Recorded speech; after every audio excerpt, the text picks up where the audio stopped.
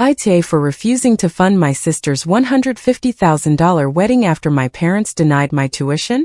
I grew up in a small town in Ohio, in a modest two-story house with my parents and my older sister Paige, who was only 2 years older than me, but sometimes it felt like we lived in completely different worlds. My dad owned a small diner downtown that made enough for us to be relatively comfortable, while my mom stayed home and sometimes lent a hand with the books. It was not a life of luxury, but we got by. Well, at least some of us did. Paige, sweetheart. That performance was absolutely brilliant. I remember my mom melting with pride one afternoon after a high school musical. You are going to go so far. You are so talented. I stood in the doorway, still holding my own science fair ribbon in my hand, but nobody seemed to notice it. It was always the same. Paige was the star and I was the shadow. That was the pattern of my entire childhood. They would buy Paige the newest iPhone. They would pass down her old one with the cracked screen to me. She debuted brand-name clothes, and I inherited what she no longer wanted. At every family gathering, the main topic was Paige's achievements. Did you hear what Paige got on her SATs? My dad would surely tell the relatives. She scored in the 99th percentile, and she is also the president of the high school debate club. I learned to fade into the background of those conversations, knowing that my steady grades and my role as treasurer of the environmental club would not earn even a mention. It was not that I was doing poorly, I was doing fine, but in my house, fine was almost the same as failure. Brooke, my mom told me once while I was helping her fold laundry, you should think about something practical for your future. Maybe something in retail or customer service. There is nothing wrong with an honest job. The words hurt, but I was already used to those constant reminders of my supposed limitations. What I did not get used to was how they seemed to go out of their way to reinforce them. Looking back now, I understand that those years were setting the stage for everything that would come later. The comparisons, the hurtful phrases, the clear message that I was worth less than my sister. All of that left scars that would take years to heal, but sometimes the deepest wounds become the best motivation. And my family had no idea how their own behavior would end up shaping everyone's future. I still remember the day Paige received her college acceptance letter. The whole house erupted in celebration. My mom made her favorite meal. My dad came home with an expensive bottle of wine, and they spent the whole night planning her future. Our brilliant girl is going to one of the best universities in the country. My mom could not stop smiling. We have been saving for this moment since you were born, sweetheart. I sat silently at the table, pushing my food around with my fork, trying to imagine what my own celebration would be like in 2 years. I should have known the answer. When it was my turn, the reaction could not have been more different. I had worked hard to maintain good grades. I joined several workshops and even took extra courses to strengthen my applications, but none of that seemed to matter. College. My mom's laugh was short and sharp when I brought up the subject. Brooke, be realistic. We simply cannot afford that for you. Plus, you are not really college material. And all the money you saved for Paige? I asked, my voice trembling.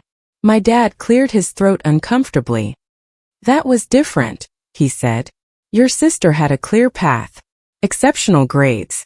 You are better suited for something practical. He paused and changed his tone. Speaking of which, I could use another waitress at the diner. I could not believe what I was hearing. Can I work while I study? I begged. Just help me get started. I can apply for student loans. I will pay you back every last penny with interest. I will sign a notarized agreement if you want.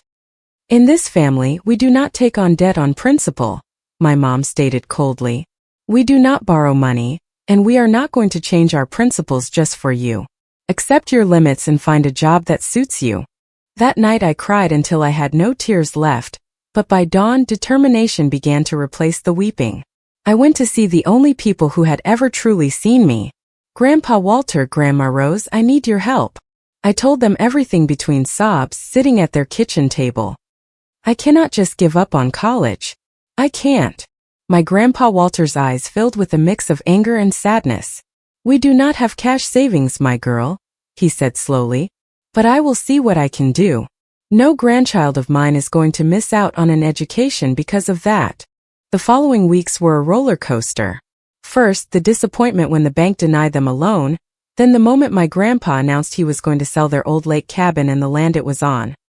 The sale of the property was just enough to cover my full tuition at a state university and a modest budget for my expenses. I applied to study business administration and finance at a university in Chicago, as far away as possible from the pitying looks and comments of my family. The day I left, my parents did not even show up at the Greyhound station. Only my grandparents were there. My grandma rose hugging me tightly and my grandpa wiping away tears he pretended were not tears. From that day on, I completely distanced myself from my parents. During the holidays when I had to go back to town, I stayed with my grandparents in their smaller house. What they had done for me meant everything. And every time I walked through the door of that simple house, I remembered what true family support was. After 4 years of hard work, I finally finished my degree. I returned to Chicago with my freshly printed diploma and my head full of plans, but reality hit hard.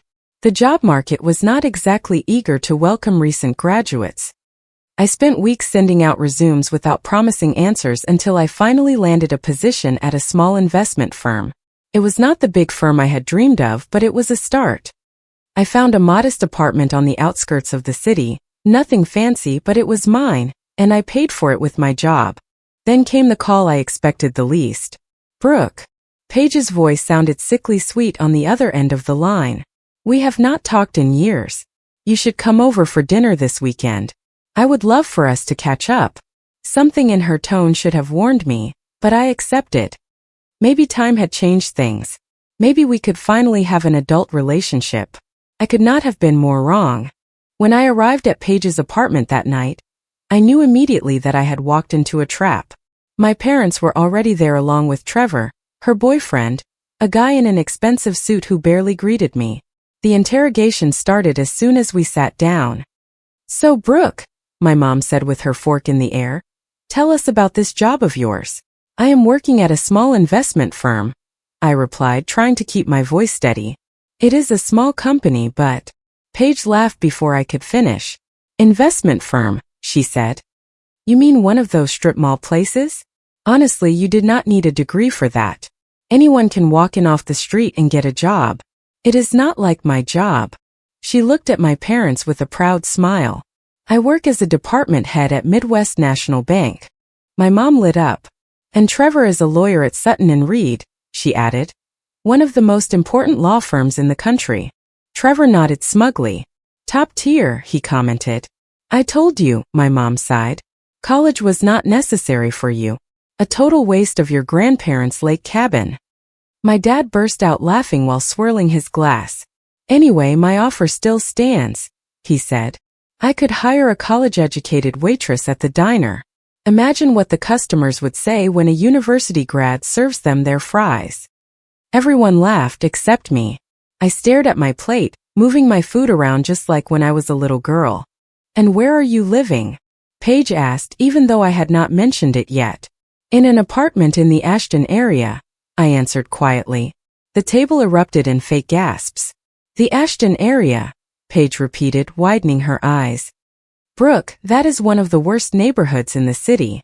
Only, people who cannot afford anything better live there. People on welfare," my mom whispered, waving her hand. "She means people on welfare." And again the laughter. Something inside me snapped. 4 years away from them had not changed anything. They were still just as cruel and arrogant as ever.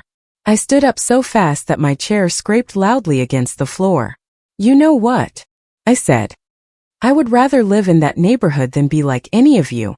At least I got where I am on my own, without leeching off of Dad's money or anyone's last names." I grabbed my purse and headed for the door, ignoring their protests as I walked out into the night. And as I walked, I promised myself it would be the last time I would ever see them. Life has a habit of surprising you.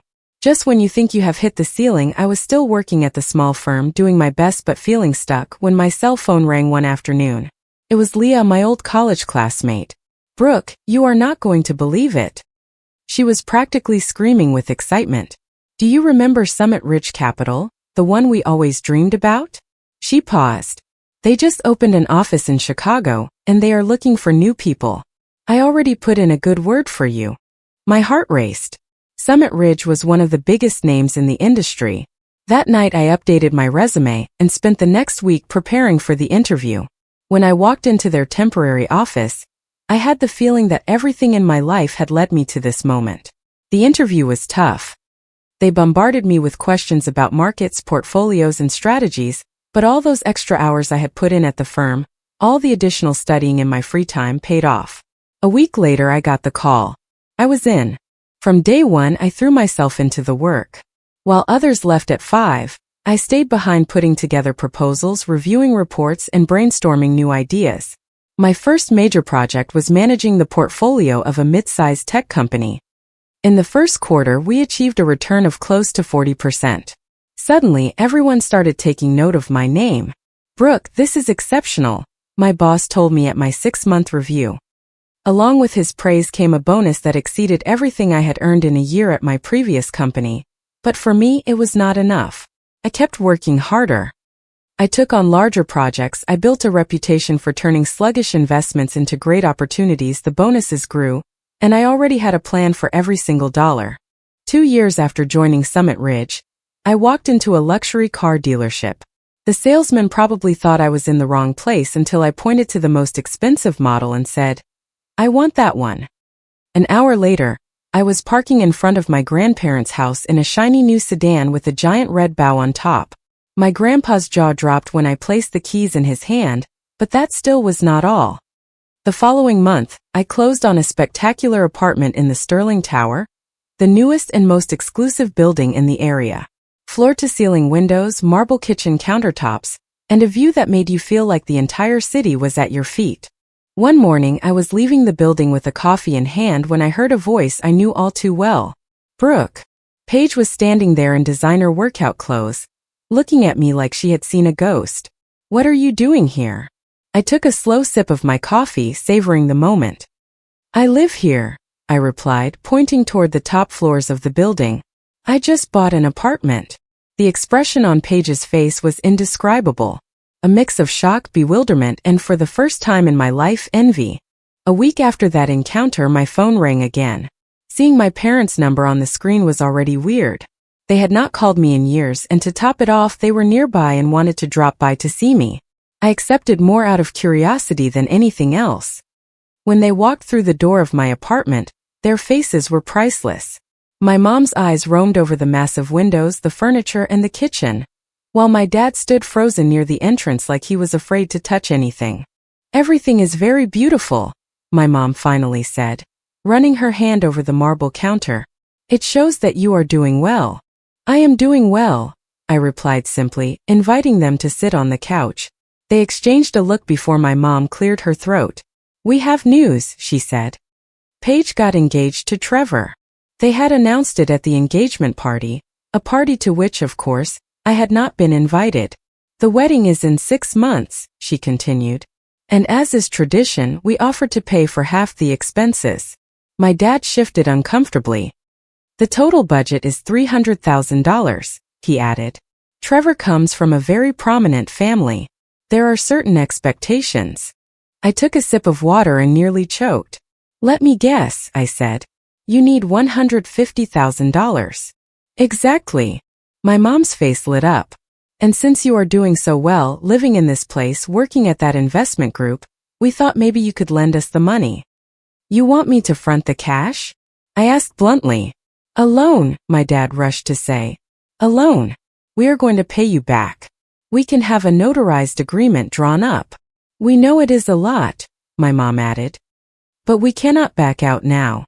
It would be highly embarrassing with Trevor's family. They expect a certain level." "Like when I wanted to go to college?" I interrupted her. "When I begged you for help? When I offered to sign a legal document promising to pay you everything back?" My mom's face turned beet red. "That was different," she muttered then. "Different why?" I asked. "Because I was the one asking? Because back then you did remember your principles about not taking on debt? You yourselves told me that in this family, we did not borrow money." "Brooke, be reasonable," my dad started, but I was already on my feet. "Reasonable would have been supporting me when you had the means and chose not to," I said. "Reasonable would have been not treating me like the house waitress while you hoarded all your savings for Paige." I walked over to the door and opened it. I do not lend money on principle either, I said. I guess in the end some of the tradition actually rubbed off on me. How dare you throw our own words back in our faces? My mom yelled. After everything we have done for you. I let out a short laugh. After everything you did to me, I corrected. Please leave. They stormed out in a fury. My mom muttering something about how ungrateful I was, and my dad unable to look me in the eye. When I closed the door, I felt a weight lift off my shoulders. For the first time in my life, I had confronted them on my own terms in my own space, and from a position of strength. The next day the phone rang again. This time it was Paige. What is wrong with you? She blurted out without saying hello. Mom told me what you did. How can you be so selfish? I leaned back in my office chair, watching the sunset through the windows. Selfish, I repeated. Coming from the same person who mocked my job where I lived, who took all the family's savings and still wants me to pay for her wedding. We are family, Brooke, she insisted. Family helps each other. You have the money. Everyone knows you are doing well. Why do you not want to help? Family? I asked. Like when I went to your apartment and you all made fun of me in front of everyone. Like when you all laughed at the street I lived on. We were family that day too. That was different. She protested. We were joking. You are exaggerating. Now you are being ridiculous. What is ridiculous is that in all these years nobody called me to see how I was doing until you needed cash, I said. If you need money so badly, ask my parents for it. They always made it perfectly clear who their real family was. You are bitter and ungrateful. Paige exploded. You think you are better than everyone because you have this apartment and that job. But you are still the same pathetic little sister who never measured up. The line went dead when she hung up. I sat in silence for a moment, surprised to realize that her words no longer hurt. They were just exhausting. One Sunday, having dinner at my grandparents' house as usual, I noticed my grandma was quieter than normal. Finally, my grandpa spoke up. Your parents called us yesterday, he said with a heavy voice. I put my fork down. Let me guess, they wanted money for the wedding. My grandma nodded. They are desperate, she murmured. Your mom talked at length about family obligations when we told her that we are retired and do not have that kind of money. My grandpa continued. Your mother had the nerve to suggest we sell something. She said that since we had already sold the lake cabin for your college, why not sell the car? I froze. The car I gave you? I asked. That exact one, my grandpa said. That is when I hung up on her. I told her that unlike other people, we do not sell the gifts from the only granddaughter who has ever cared about us. My grandma reached out and squeezed my hand. The three of us sat in silence, more united than ever. In a small town, gossip flies, and my parents made sure to push it along. Within a few weeks, their version of the story had spread throughout the whole family and half the neighborhood. I started hearing bits and pieces here and there. Did you hear about the youngest daughter? A friend of my mom's gossiped in the supermarket, not knowing I was in the next aisle. She got some high-paying job in Chicago, and now she thinks she is better than everyone. She does not even talk to her parents. She says they are too poor for her. At church, some relatives looked at me reproachfully when I went with my grandparents. My Aunt Carol called me one night, full of judgment. Your mom told me you would not even let her into your apartment when she went to see you. How can you treat your own mother like that? I could have started explaining, defending myself, but I had learned a long time ago that trying to justify yourself to toxic people only gives them more ammunition. So I let them talk. I focused on my work and my grandparents, and I let the gossip swirl around me like dry leaves. 2 weeks before the wedding, Paige made one last attempt. She showed up at my building unannounced, dressed in her most expensive clothes, wearing her best smile. Brooke, we need to talk, she said, walking in like she owned the place. This has gone too far. We are sisters, we should not be fighting. I stood by the window with my arms crossed, watching her settle onto the couch. Why are you really here, Paige? I asked. To make peace, she said with her pageant smile. And so you can better understand the situation. You see, Trevor's parents are not just people with money, they are old money. They have connections everywhere. The wedding has to be perfect. She adjusted her ring. The final payments are due next week. The venue, the wedding planner, the flowers. If Mom and Dad do not chip in their part, it is going to be an embarrassment. Trevor's parents are going to find out they cannot afford it, and that is going to reflect badly on me. So this visit is not really about reconciling, I said. It is about the money. No, I mean yes, but... She stood up and came closer, placing her hand on my arm. Brooke, please, you are my sister. I need your help. We have to make a good impression. I calmly brushed her hand away, walked over to the door and opened it. I do not care about impressing Trevor's parents. I do not care about your perfect wedding, and most of all, I do not care what any of you think of me, I said. This is over. You are making a huge mistake, she said, her voice trembling with rage. You are going to regret this. I smiled, feeling a strange sense of peace. No, Paige, for the first time in my life, I am certain that I will not. A few days later, my cell phone lit up with a message from Sarah, a friend from college who was still in touch with people in Paige's circle. I think you should know what happened yesterday at the country club, she wrote. Your parents finally had to tell the truth to Trevor's family. They could not keep dodging the wedding planner's calls. It was a spectacle. I could picture it.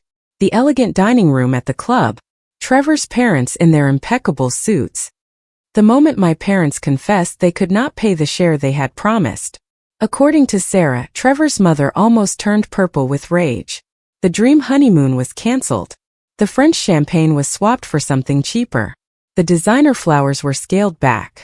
In the end, Trevor's parents agreed to cover all the expenses, but the damage was already done. The wedding took place anyway, although more modestly. I was not invited. My grandparents did receive an invitation, but they politely declined with a note mentioning other commitments. We spent that Saturday together on their patio, eating something simple and talking about anything other than the ceremony happening on the other side of town. A week later, the wedding photos started appearing on social media. I found myself scrolling through my screen one night with a glass of wine in hand, studying every gesture. There was Paige in her designer dress, Trevor standing rigidly beside her, his parents posing like expensive statues. My parents were easy to spot in new suits that were surely bought on credit, trying to fit into that world of last names and exclusive clubs. But their smiles looked tense, their postures forced. Trevor's parents appeared in very few photos, and in one, his mother was looking at them with that expression you get when you step in something unpleasant. Sarah sent me a few updates in the following weeks. Paige and Trevor moved into a house that his parents bought them as a wedding gift. My parents hardly ever went over. Apparently, they were not exactly the kind of family the mother-in-law had envisioned for Sunday dinners either. I have not spoken to my parents or Paige since before that wedding. I doubt I ever will. Sitting now in my apartment, watching the sunset paint the buildings of Chicago in gold, I finally feel at peace with that idea. Some bridges once burned are better left that way. Comment. I hope this story serves as a gentle reminder about the power of self-worth. Your value is never defined by the roles others expect you to play. Setting boundaries is not an act of selfishness. It is a profound act of self-preservation. Sometimes, choosing your own peace means having to walk away from people who consistently disturb it. True kindness always includes being kind to yourself first. Healing often involves accepting that you cannot change others, only how you respond to them. Remember to cherish the people who see your light and unconditionally support you. You are the author of your own story, and you deserve a chapter filled with peace and respect. May you always find the courage to build a life where you feel valued and safe. If you liked it, don't forget to leave a comment and support the channel by subscribing. See you in the upcoming stories.